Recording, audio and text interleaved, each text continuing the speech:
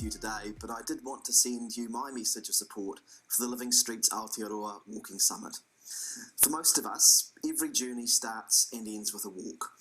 Walkable towns and cities are vital for creating livable and sustainable communities that meet the changing needs of our diverse population.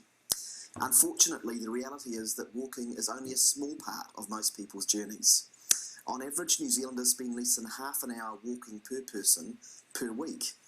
A third of all transport trips in New Zealand are less than 2 kilometres, a distance which is easy for most people to walk or cycle. That's because of the way that we've designed and built our towns and cities, and up until now, our transport system.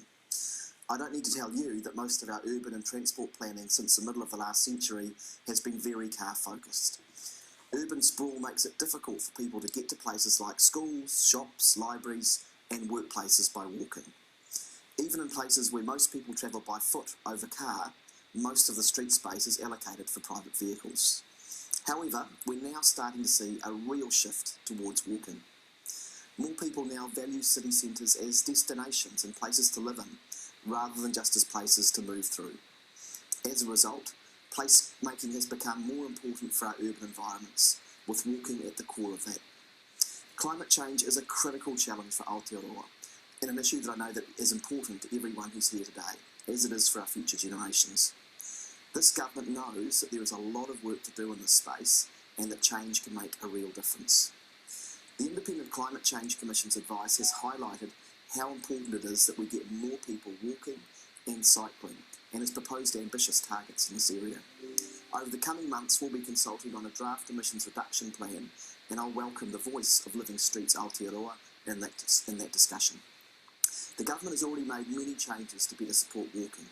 We've published a government policy statement on land transport last year, which significantly boosts funding for walking and cycling projects over the next decade.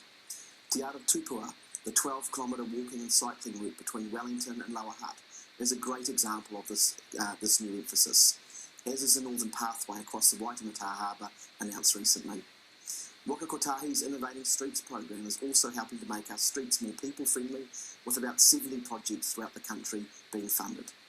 All of these projects aim to reduce traffic in neighbourhoods and create safer walking routes so that more children can get to school without having to be chauffeured. It's really important that children can feel safe whether they're walking or cycling or on their little scooters getting to school in their local communities. The agency is also trialling changes to town centres so that they can be places where you can walk, relax or enjoy, instead of being car-dominated environments. I'll leave you with this. The challenge before us is considerable, but I believe that it is achievable. Your work is important, and I'd like to congratulate Living Streets Aotearoa for convening this important summit, but more importantly for your ongoing work and advocacy to make our country a great place to walk in. This event provides an important opportunity for you to learn more about promoting walking-friendly communities and for an exchange of ideas on how we can improve our environments to be walking-friendly. So, I'd like to thank you for your mahi to promote walking in your communities.